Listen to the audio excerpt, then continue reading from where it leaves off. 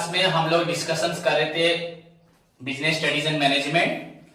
आज भी मैं करने वाला था पर एक्चुअली मैं भूल गया बच्चों को बताना कि लाइव क्लास करेंगे। सो सभी टुमारो रेडी रहें, 11:30 तक लाइव क्लास होगा मैनेजमेंट डिवीजन के लिए। उसी के साथ ही एग्जाम स्टार्ट होगा तुम्हारा, हुआ कुछ दिनों के बाद। पहले मैनेजमेंट, देन अकाउंटिंग, उसके बाद cost accounting, mathematics, English and जो आपका रेस्पेक्टिव एमआई है, हिंदी हो, ओडिया हो, संस्कृत हो। क्लियर? तो जहां तक कॉस्ट अकाउंटिंग का सवाल है बच्चों, हम लोग अब तक पढ़ रहे थे लेबर। बच्चों लेबर टॉपिक में मैंने स्टार्ट किया था बच्चों लेबर कॉस्ट कंप्यूटेशन। उससे पहले दो प्रॉब्लम करवाया था आपका लेबर टर्नओवर का, अकॉर्डिंग टू आपका separation method, then according to flux method, then labor turnover, then finally बच्चों the real formula of labor turnover which is based on आपका replacement। क्लियर? उसके बाद मैंने लेबर कॉस्ट कंप्यूटेशन का एक problem करवाया था ना, आपको दिया था एग्जांपल करने को। बच्चों लेबर कॉस्ट कंप्यूटेशन का मतलब क्या है? What do you mean by labour cost? The amount spent by the company on its labour is known as labour cost. Okay, and यहां पे बच्चों क्वेश्चन आता है, कभी कभी मैक्सिमम टाइम क्वेश्चन भी आता है बच्चों, लेबर आवर रेट, जो अभी हम पढ़ रहे हैं labour hour rate, the cost of labour. Clear? The cost of labour बच्चों पर आवर। ये एक इंपॉर्टेंट क्वेश्चन है, एग्जाम में आता है। What do you mean by labour hour rate? इसे शॉर्टकट में बोलते हैं बच्चों LHR। So the cost of labor per hour, बच्चों the cost of labor per hour is called labor hour rate। एक लेबर को हम जितना पैसा देते हैं उस पैसे को बच्चों पर आवर में निकालने को क्या बोलते हैं? Labour hour rate. It is essential in those concern या बच्चों in those concern where labour plays an important role in production. Labor hour rate is basically बच्चों is basically useful या applicable in those concern बच्चों where labor act as a main factor of production या labor plays an important role in production। जिस company में labour बच्चों play करते हैं an important role in production में, जहां पे उत्पादन ज्यादातर बच्चों लेबर के ऊपर डिपेंड करके होता है, वहां पे लेबर आवर रेट निकाला जाता है या लेबर कॉस्ट अकाउंटिंग पढ़ा जाता है। या सिंपली बच्चों अगर बोला जाए ओवरऑली बच्चों इंडस्ट्री को दो प्रकार डिवाइड किया जाता है, एक श्रमिकवादी, हम पढ़े थे श्रमिकवादी, और एक पूंजीवादी कैपिटलिस्टिक इंडस्ट्री, और एक बच्चों होता है labour realistic industry, labour oriented industry, और एक कैपिटल जिसके पास पैसा है, जापान, फ्रांस, अमेरिका, वहां पे ज्यादातर सारे काम बच्चों लेबर के थ्रू नहीं होते, किसी थ्रू होते हैं? मशीनरी। कार में बच्चों आपका ऑटोमोबाइल सेक्टर में रोबोट सारे काम कर रहे हैं, उनके पास पैसा बहुत है। इंडिया जैसी कंट्री बच्चों यहाँ पे मशीनरी के लिए बहुत पैसा हमारे पास नहीं है, तो बेसिकली बच्चों ज्यादातर काम यहाँ पे किस पे डिपेंड होते हैं? Labour pay. Okay, so labour hour rate या labour cost accounting is basically हमें किस ऑर्गेनाइजेशन में चाहिए? जहां पे labour plays a important role in production, जहां पे लेबर इंपॉर्टेंट रोल प्रोडक्शन में प्ले करते हैं वहां पे labour. Okay, so labour hour rate कैसे निकलेगा बच्चों? Labour cost divided by number of hours. Labour को हम जो पैसा देंगे इन द फॉर्म ऑफ आपका वेजेस हो, आपका डीएनएस अलाउंस है, मैं बता चुका हूं, ट्रैवलिंग हो, आपका एम्प्लॉयर्स कंट्रीब्यूशन टू आपका लेबर का प्रोविडेंट फंड हो, एम्प्लॉय का प्रोविडेंट फंड जिसे बोलते हैं, या एम्प्लॉय का स्टेट इंश्योरेंस हो, उनके कैंटीन फैसिलिटीज हो, उनके लिए कुछ भी कंपनी खर्च करती है तो सबको बच्चों प्लस कर दो and divided by number of hours, जितना उन्होंने वर्क किया होगा, दैट इज बच्चों आपका labour hour and it is suitable in those concern where labour plays an important role in production. इसका एक एग्जांपल मैंने करवाया था, तो होप सभी को समझ में आया। सभी ने लिखा जो मैंने भी लिखा है? No sir. तो लिखा क्यों नहीं?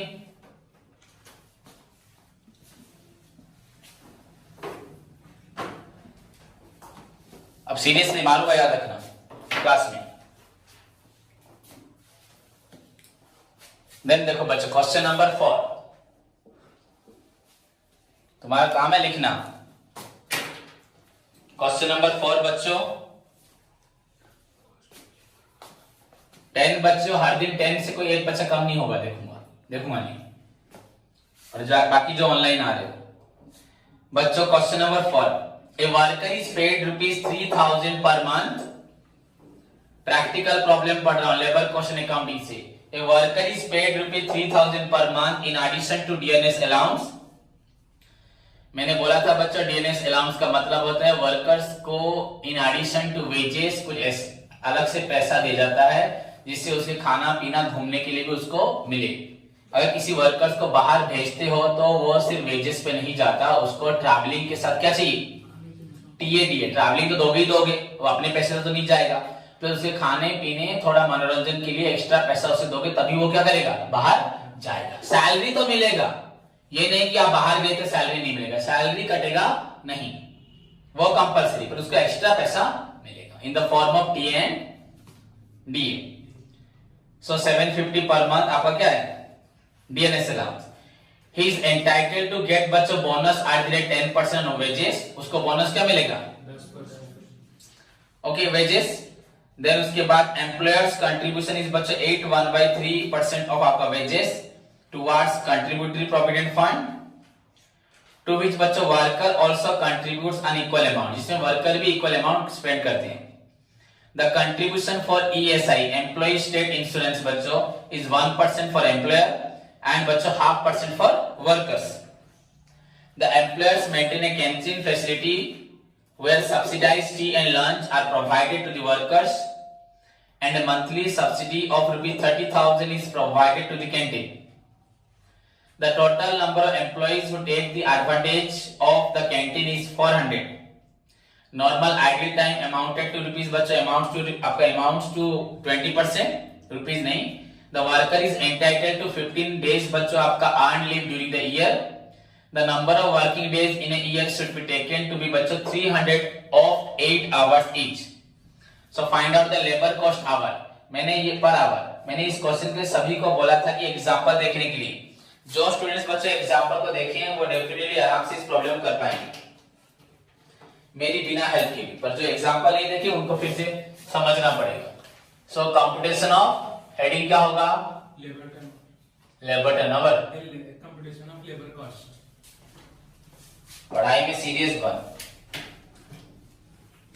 टॉपर बच्चों को देखा ऐसे हंसते मजाक करते रहते हैं। Computation of labour cost per hour ना,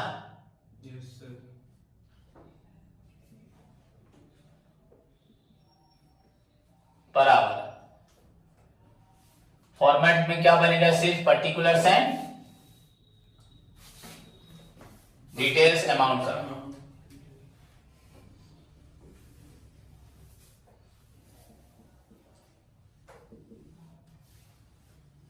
particulars, details in rupees, then amount. Amount में हम लोग लिखेंगे यहां पे, थोड़ा स्पेस दे देना। अमाउंट पर आवर लिख रहे हैं या पर मंथ लिख रहे हैं या पर डे लिख रहे हैं, उसको हम लोग मेंशन करेंगे।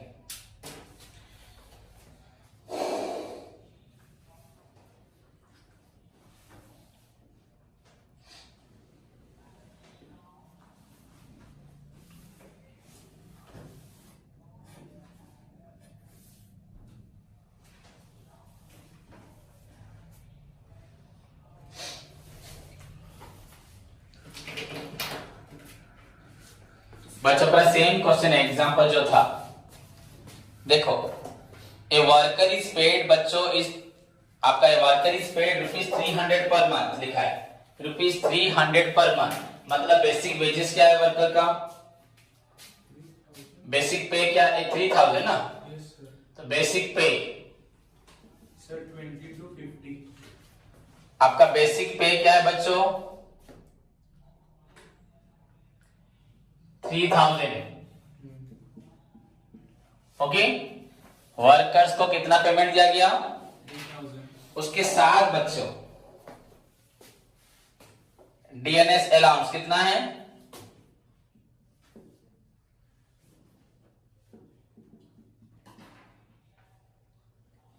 इन एडिशन टू बच्चों डीएनएस अलाउंस आपको कितना है ₹750। देखो प्रीवियस क्वेश्चन पूरा सेम है, एग्जैक्ट अगर एक बच्चा पढ़ेगा तो पूरा थ्योरी भी बच्चों पूरा लगभग पूरा सेम है। If a worker is paid ₹10,000 per month in addition to DNS allowance of ₹2,500, बच्चों पूरा सेम क्वेश्चन है।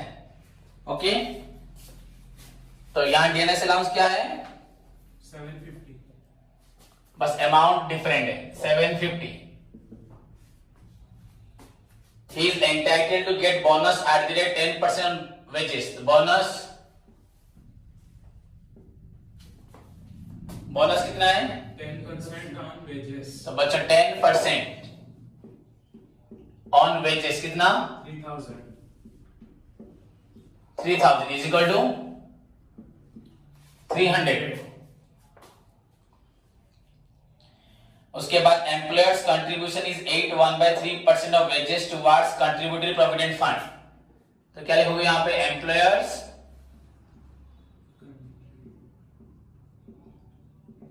Contribution to employee provident fund EPF हो गया। एम्प्लॉय के लिए प्रोविडेंट फंड में पैसा किसने रखा है एम्प्लॉयर रखिले तमरा प्रोविडेंट फंड पे तम पे रखिले तो कितना है बच्चों ये 8.1/3%। हाफ कहां है 8.1/3%। क्या लिखा है बच्चों ये ऑफ वेजेस, तो बच्चों ऑन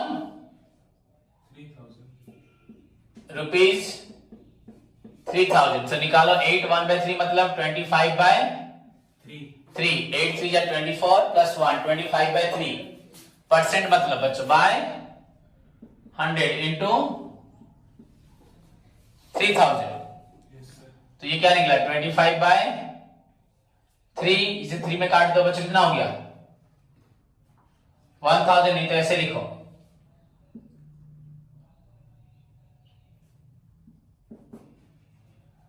इसके नीचे क्या 1 है ना, so 25/3 इंटू 1/100 इंटू सो 20 कैंसिल हो गया 3 में काटा 10 सो 250 कितना होगा 250। So this is your employer's contribution to provident fund employees provident fund 250। उसके बाद बच्चों क्या है to which worker also contribute, इसमें वर्कर भी दे रहा है पर वर्कर कंट्रीब्यूशन तो नहीं जाएगा। लेबर कॉस्ट कंप्यूटेशन कौन निकाल रहा है कंपनी एम्प्लॉयर। मैं अपने वर्कर्स को जो पैसा देता हूं that is known as labour cost.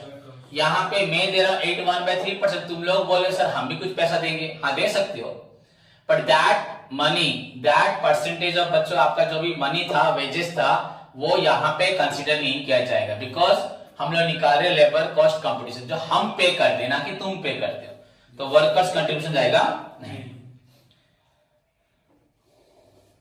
उसके बाद कंट्रीब्यूशन फॉर ईएसआई वैसे ही बच्चों फिर से employer's contribution to employee state insurance बच्चों कितना है एम्प्लॉयर का 1%। इसमें वर्कर भी दे रहे पर वर्कर का नहीं लेना 1% ऑन रुपीज बच गया 3,000 तो 1% मतलब 1/100 इंटू 3,000 तो 00 कट कितना हुआ ₹30।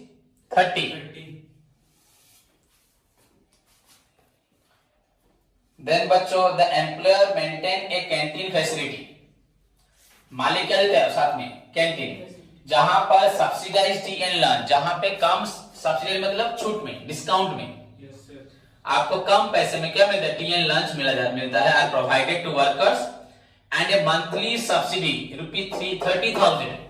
बच्चों सपोज तुम 50,000 खाते होगे पर मैं देता हूं 30,000 तो तुम लोग क्या देते हो 20,000। तो मैंने कितना खर्च किया जहां पे वर्कर्स को बच्चों आपको 30,000 पर मंथ सब्सिडी मिलती मतलब छूट मिलता है। तो 30,000 जो तुमको छूट मिला वो 30,000 किसने पेड किया एम्प्लॉयर ने। सो बच्चों कैंटीन के लिए कितना मिला कैंटीन फैसिलिटीज के लिए आपको कितना मिला 30,000 कितना मिला and the total number of employees who take advantage of this canteen is 400. तो 30,000 तुम्हें मिला, पर कितने लोगों ने बेनिफिट उठाया? 400. तो पर वर्कर बच्चों कितना होगा? 75. तो डेफिनेटली बच्चों यहाँ पे कैंटीन फैसिलिटी क्या लिख सकते हो? 300 बाय ना 30,000 बाय 400.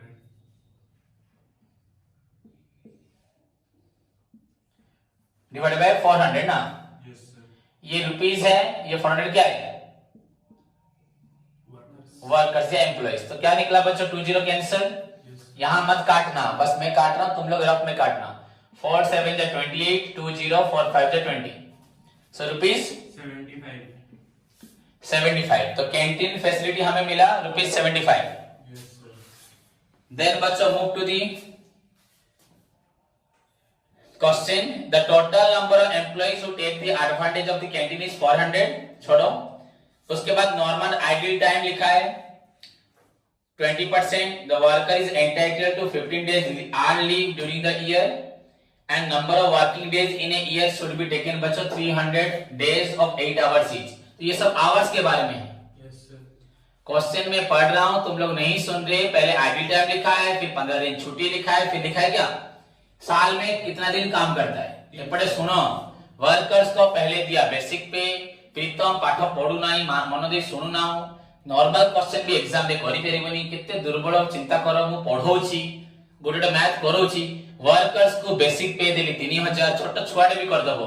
डीएनएस अलाउंस दिया 750, bonus Delhi 10% of wages 300। Employer तो मालिक तम पई प्रोविडेंट फंड रखुची, तुम इनकम रो 81/3%, तम पई इंश्योरेंस रखुची 1%। कैंटीन पे देला 30,000 एवं केते लोग बेनिफिट पाइले 400। तो हैला 75 पर लोग मिसे देले सब गुडा को। तो एटा कोन भालला लेबर कॉस्ट। तापरे क्वेश्चन कोन देछि Per hour. खाली टाइम देछि, कोन देछि ए टाइम मिसे भी की नहीं. तो एटा पिला माने कोन भालला एटा अमाउंट बच्चों, ये लेबर कॉस्ट ना नहीं, Yes. ये क्या निकला है पर Live. एनम। क्या है ये? I know. ये पर एनम का है, मालूम नहीं पड़ रहा, समझ में ना मंथ है, नहीं sir. I know. Per month है बच्चों, सॉरी पर क्या है पर। Month. This is the information of a month, Yes, sir. एक महीने का। समझ में आया?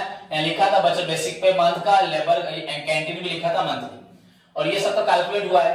बोनस 10%, ये 81/3%, ये 1%, तो ये मंथली ऊपर हुआ है, तो ये मंथली होगा ना। Yes. तो इंफॉर्मेशन एज पर क्या दिया है? Month. तो टोटल यहाँ के लिख लेगा, total labour cost per month. Ashish बिल्कुल मन नहीं है पढ़ाई में, बिल्कुल मन नहीं है पढ़ने का। पर मंथ खत्म हो गया तेरा कैरियर याद करना पढ़ाई में।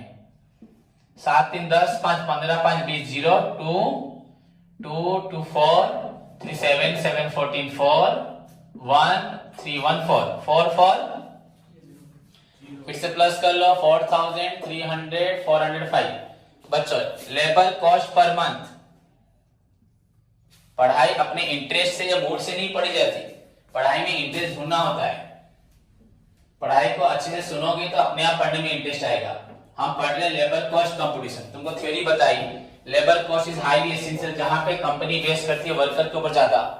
And labour cost is equal to बच्चों सारा लेबर कॉस्ट को प्लस कर दो divide by number of hours. Hours. So total labour cost per month is equal to 4,405। ना हमें आवर मालूम है क्या? आवर्स नहीं मालूम, तो क्या निकालेंगे? Working hours. वर्किंग आवर्स निकालेंगे, तो ऊपर हेडिंग क्या करेंगे? Working. तो कैलकुलेशन ऑफ क्या लिखूं यहाँ पे? Working Working hours. पर क्या लिखूं? Month. मंथ ना ईयर, Month. क्योंकि यहाँ पे अमाउंट कितने दिन का है।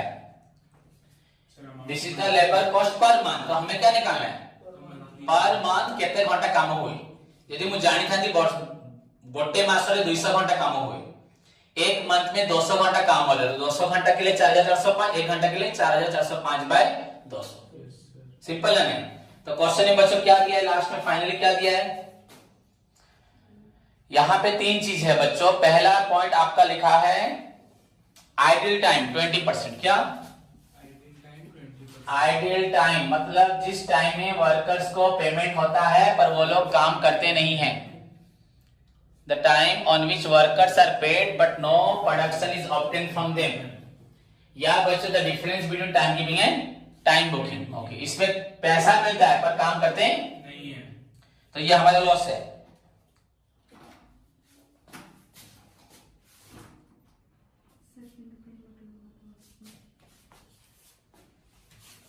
उसके बाद बच्चों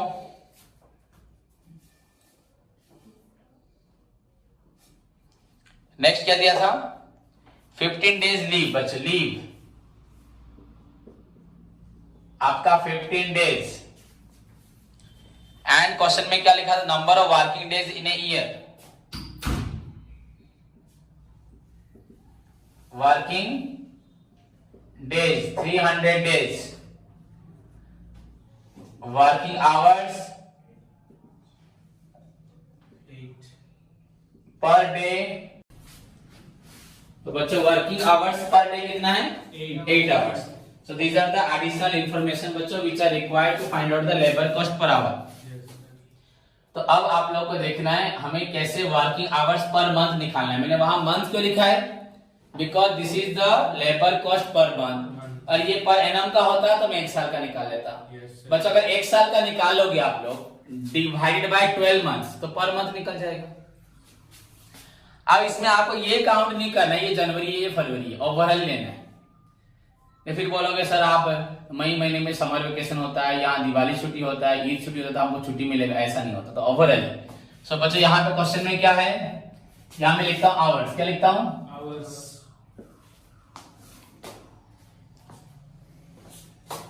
ध्यान से देखें। तो बच्चों यहां पे लिखा मैंने वर्किंग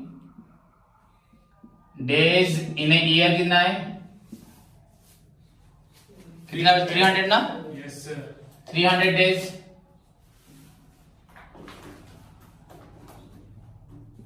300 डेज।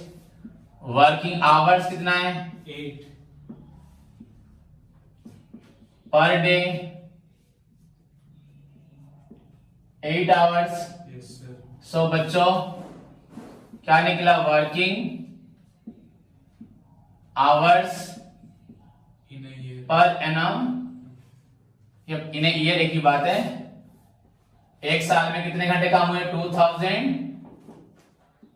एक दिन में 8 घंटा।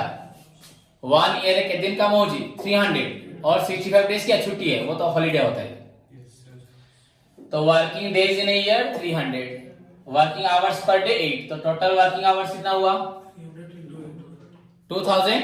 400 तो कैसे निकला बच्चों? 300 into 8 डेज इंटू 8 आवर्स। अब मुझे बताओ बच्चों इसमें एक आइडियल टाइम है एक छुट्टी है, ये सब क्या होगा? माइनस होगा। उसने actually as per the question या हमारा जो कंपनी का रूल्स है उसके हिसाब से उसे साल में कितने घंटे काम करने हैं? 2400। Yes sir. क्या उसने 2400 आवर्स काम किया है? नहीं।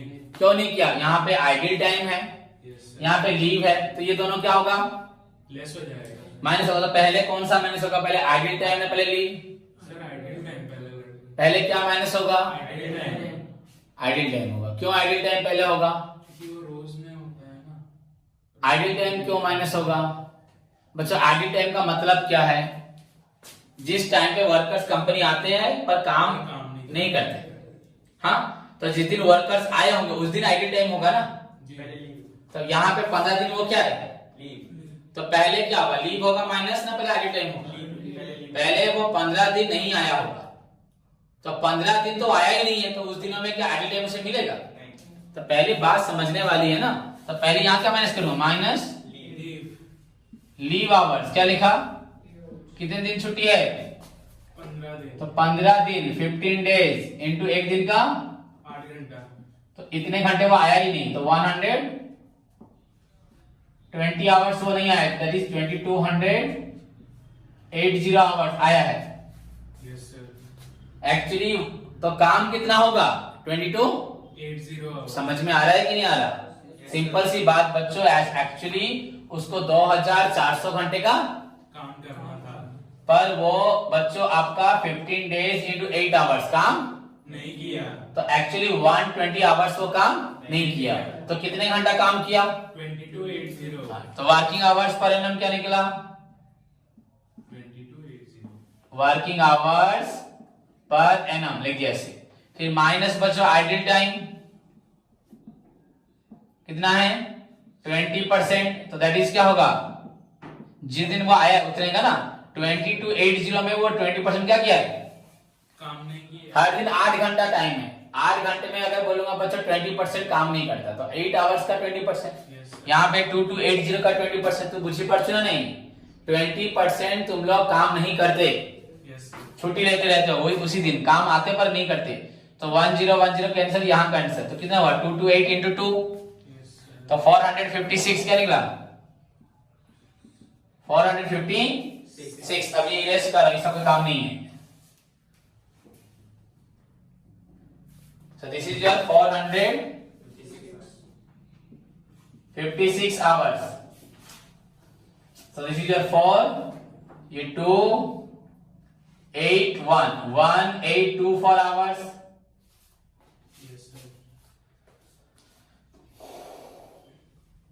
हो गया? So एक्चुअली क्या निकला? तो एक्चुअल बच्चों, actual working hours per annum क्या हुआ? Per annum. और क्या लिख सकता हूं? और बच्चों इन 12 मंथ्स क्या लिखा? 12 मंथ्स में, 12 मंथ में ना, 12 मंथ में इतना हुआ। सो हेंस क्या निकलेगा? Working hours per month 1824 hours divided by 12 months is equal to 12 1 is 12, 6 to 12 5 is 24, 12 60 and 12 2 is 24 बच्चों, 152 hours। 12 1 is 12, 6 to 12 5 is 60, 2 4 12 2 is 24 बच्चों, 152 hours।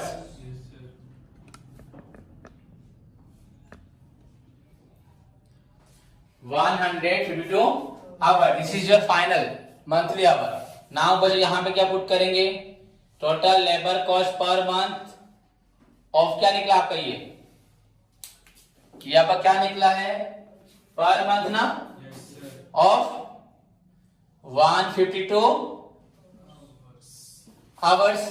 यहां निकलेगा हेंस क्या होगा? लेबर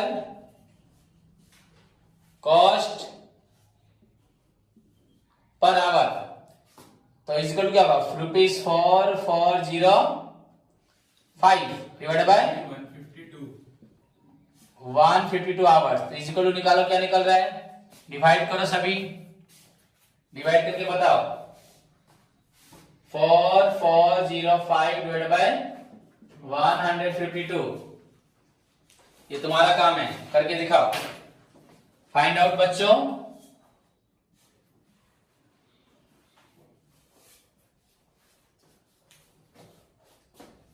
डिवाइड करो।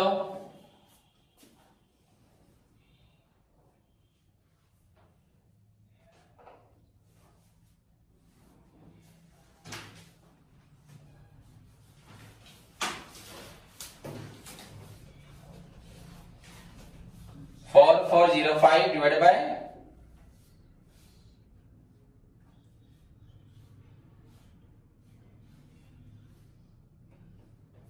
22.4। गलत कर रहा है, ठीक से करो।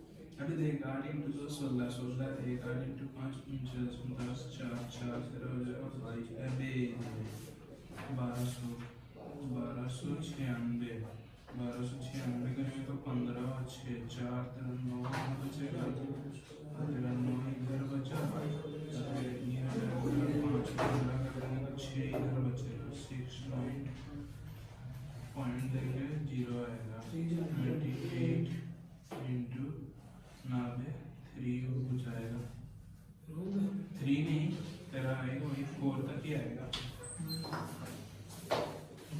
मोबाइल में पर फाइल आगे पढ़ ले 28.4 से आएगा 28.4 डिवाइड तुम लोग आज तक नहीं कर पाते ठीक से कोई भी। इतने सालों से पढ़ तुम लोग क्या करोगे एग्जाम में सोचो। स्टैंड डेविएशन नहीं निकाल पाओगे, ज्योमेट्री में नहीं निकाल पाओगे, फाइनल काउंट टोटल नहीं निकाल पाओगे। क्या करोगे 4405 डिवाइड बाय, तो डिवाइड कर दो ना, ऐसे कुछ भी तो कर सकते हो। तो 152 इंटू 3 तो नहीं होगा, 15 इंटू 3 450 हो जाएगा। सो कितना होगा 300 सो 6 ये 3 ये 1 ना, ये हुआ 5 50 इंटू बच्चा 8 120 ना, 59 135 नहीं होगा 8 तो 8 इंटू 2 16 6 कैरी 1 8 इंटू 5 41 41 1 4 8 1 8 4 12 तो डिफरेंस बच्चों ये 9 4 1 149 तो यहाँ हुआ पॉइंट 0 सो 1490 तो यहाँ जाएगा 9 तो 152 9 into 18 8 1 9 5 45 1 46 6 4 9 1 9 4 13 9 1 9 to 18 8 carry 1 9 5 45 46 6 4 is equal to बचे 2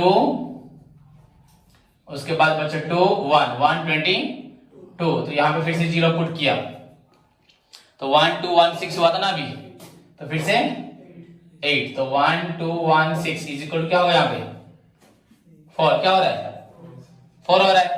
देन अभी यहाँ क्या करोगे 0 तो यहाँ क्या हो जाएगा 0 फिर यहाँ 0 दोगे तो 28.98 इज इक्वल टू क्या होता है 28.98 क्या आंसर है बुक में 98 और क्या लिख सकते हो ₹29 okay ₹29 4405 divided by 152 is equal to बचा 28.98 हो गया। So this is your question number 4। अभी तुम लोगों को मुझे करके दिखाओगे, तुम लोग क्लास खत्म होते ही सब करके दिखाओगे। एग्जाम्पल बच्चों जो एग्जाम्पल मैंने दिया था, हाँ जो भी एग्जाम्पल इलस्ट्रेशन 8 था या कुछ बुक्स में, इस बुक में बच्चों इलस्ट्रेशन 6 है, कहीं पे 5 या 4 था। सेम क्वेश्चन बच्चों देखना, वेजेस फॉर कॉस्टिंग पर्पस के बाद है, उसको करके दिखाना। अभी क्लास के बाद सभी आधे घंटे में करके भेजोगे ये वाला क्वेश्चन को। समझ में आया? यहाँ पे कोई डिफिकल्टीज नहीं है बच्चा, सिर्फ क्या निकालना है वर्किंग आवर। बिकॉज मैं लास्ट क्लास में बोल चुका हूँ वेरी सिंपल है लेबर कॉस्ट कंप्यूटेशन। तुम्हारे कोर्स में जहां तक है बहुत हार्ड है, अगर +3 का पढ़ोगे बच्चों बहुत हार्ड है। इसमें सिर्फ लेबर को जो जो पेमेंट दिया ऐड करना है, उसके बाद डिवाइड करना नंबर ऑफ आवर्स। और ये सब पॉलिनॉम होता तो हम क्या करते डायरेक्ट डिवाइड करते 1824 आवर्स 1824 आवर्स हो गया। तो इजी है कि नहीं? तो सभी करके आओगे वो इलस्ट्रेशन 8 या 6 या 5 जो भी है, उसके साथ बच्चों cost sheet 11 12 13 14 cost sheet 11 12 13 14 management unit 1 complete करोगे, प्रिंसिपल ऑफ मैनेजमेंट पढ़ोगे, फावेल प्रिंसिपल पढ़ोगे, टेलर प्रिंसिपल पढ़ोगे, इतना पढ़ के आओगे। धन्यवाद।